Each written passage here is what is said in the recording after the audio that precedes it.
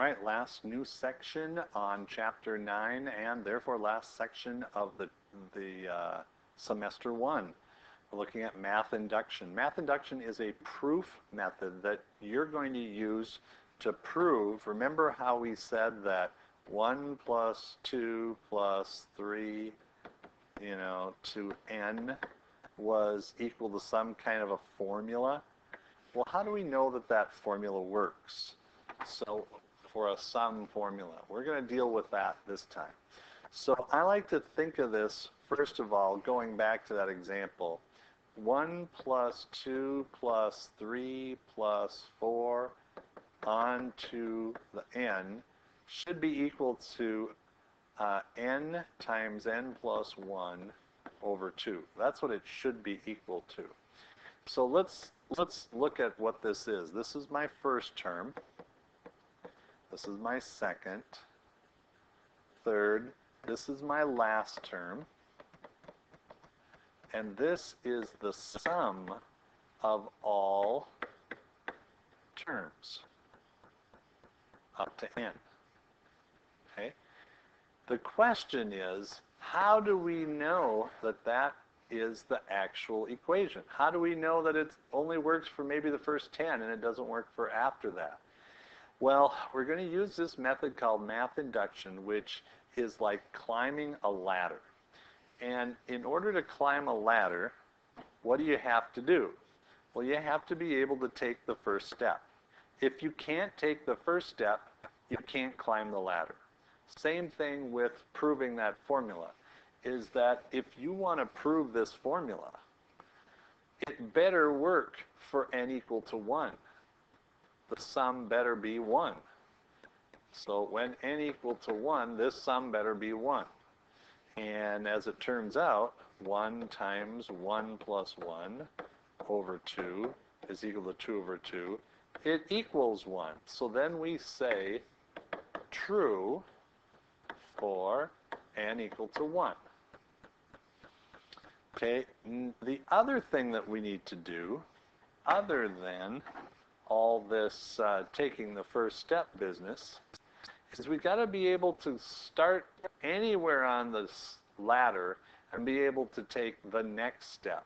So we got to start somewhere and be able to go to the next step. And I don't care where, it's anywhere. So what we say is the next step or the consecutive step anywhere on the ladder has to occur. And there we'll use formulas. This is where it gets a little challenging. And this is my n equal to k step. N equal to k, you just replace everything with a k. Then we're going to do the next step, which is n equal to k plus 1. So what will happen is we'll have the 1 plus 2 plus 3 all the way to k, and then we're going to add the next step, which is k plus 1. Now that's still going to be this formula, but wherever you have a k, we're going to add 1. Because what happens is that when you add the next term, it bloats up or makes this equation a little bit bigger. Okay? So let's see if this is true. To see that this is true, we're going to, by the way, this is n equal to k. This is n equal to k plus 1. This one was n equal to 1. So those are your step 1, 2, 3. Now what we're going to do is we're going to replace this beast here with that. Because if 1 plus 2 to the k is equal to k times k plus 1 over 2, we can write that k times k plus 1 over 2 plus k plus 1. And we want to prove that this is equal to that. Well, let's see if we can. Let's take the k plus 1 out. And that's going to leave k over 2 plus 1. And this is the same as k plus 1 times k over 2 plus 2 over 2. You get k plus 1. Got a little algebra fun here. We're going to pull out a 1/2, leaving k plus 2. And what you want this to look like is k plus 1 over k plus 1 plus 1 over 2. And I think we're almost there. K plus 1, k plus 1 plus 1 over 2. And here's your 1/2, here's your k plus 1, and then 2 can be written as 1 plus 1. So, therefore, true for n equal to k plus 1. Now, I know this looks kind of scary, and the algebra is the toughest part. But what your goal is to get the left side to look like the right side. And it flows pretty well. We'll do another example here. But there is one more step. You need to wrap this up and say, therefore, since, and we did this up here, true for n equal to 1, and true for n equal to k plus 1, then formula, I'm going to say sum formula, is true for all n greater than or equal to 1 by math induction. This statement is the final statement showing that you've done what you can. You don't have to check all those infinite number of values of k or n. You can just do these 3 steps, and then you can prove that for all. Pretty powerful method. Let's do one more so that you're feeling comfortable about it. Here's the 2 plus 4 one. That's pretty good. Your steps are step 1, step 2, step 3, and check n equal to 1, n equal to k, n equal to k plus 1. That's kind of a nice proof format. Okay, we did this one already. Let's try this one. This one's a little tricky. For the online folks, we spent a whole week on this in class. So, I mean, give yourself some time to try these several times. This takes a while to absorb. All right, we're going to prove that 1 squared plus 2 squared gives you n times n plus 1 over 2n plus 1 over 6. To do this, we're going to start with step 1, which is check n equal to 1. Okay, so we're going to put in the formula 1 times 1 plus 1 times 2 times 1 over 6.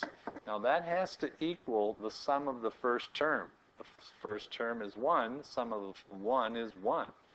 So this better work. 1 times 1 plus 1 is 2, 2 plus 1 is 3 over 6. Looks like we have a winner. 1 is equal to 1.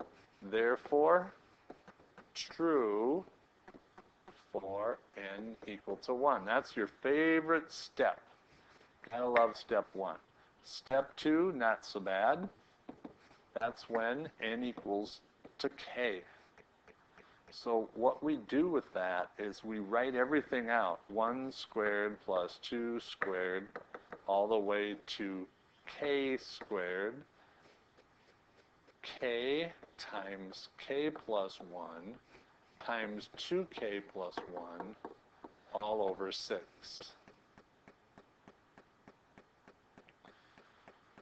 All right, now the step you don't like. Step 3. Now we're going to check for the next step on the ladder, n equal to k plus 1. You're going to write everything out the same. But then you're going to add the next term, k plus 1 squared. Now, that's going to change all of the k's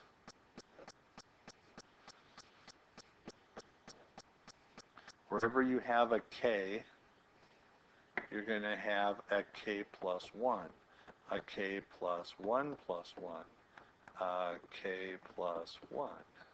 And this will be all over 6. Now the algebra gets a lot yuckier here, but I'm just going to do part of it and let you wade through it. This, again, is substituted in your assumption step. So this is going to become,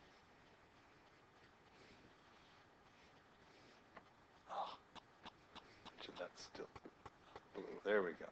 This is going to become k times k plus 1 times 2k plus 1 over 6.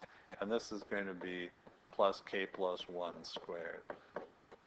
Now if I factor out a k plus 1, I'm going to get k times 2k plus 1 over 6 plus k plus 1. Now I'm going to do myself a favor. I'm going to multiply this by 6 over 6.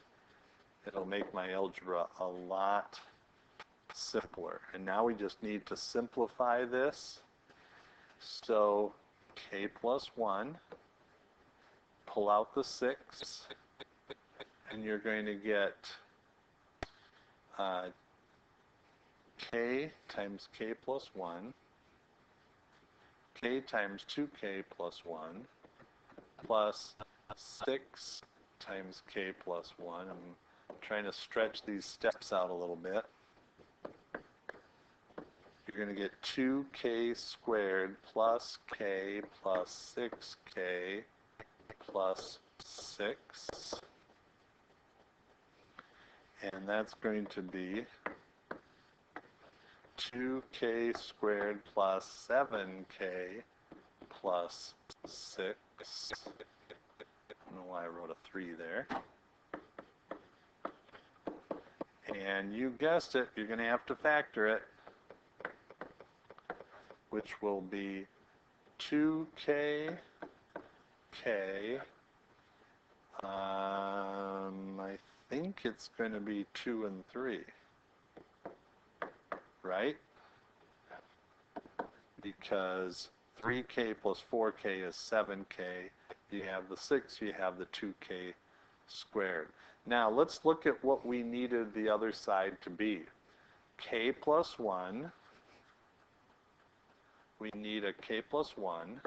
We need a k plus 1 plus 1, which we have. And then the last part we needed was a 2k plus 1 plus 1. 2k plus 1 plus 1. Okay, so this is going to be k plus 1 over 6. This is going to be 2 times k plus 1, which is 2 plus 1.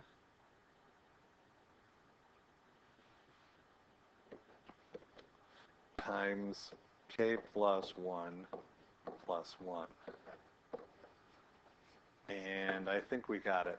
K plus 1, k plus 1 plus 1, 2 times k plus 1 plus 1.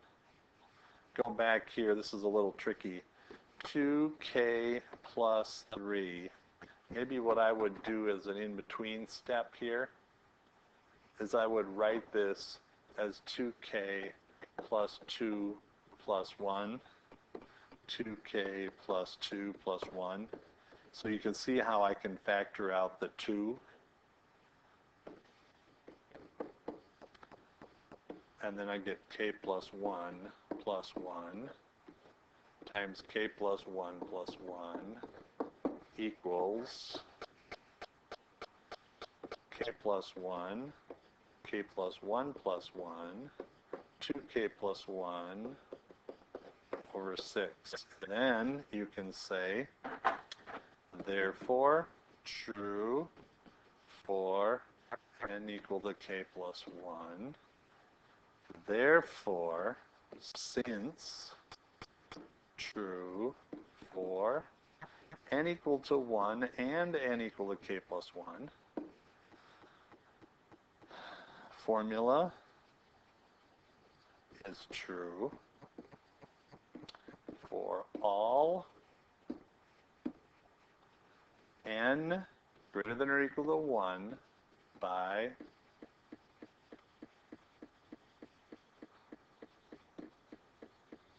math induction. And that's math induction. Remember the 3 steps. N equal to 1, n equal to k, n equal to k plus 1. And then your goal with the algebra is to get the left side equal to the right side. When it is, you can say it's true for n equal to k plus 1. And then you do your final statement. No big deal. Since it's true for this step 1 and step 3, formula is true for all n by math induction. So it totally comes together, and you've done the toughest proof of the year, I think, so far. That's it for Chapter 9. Don't forget the review.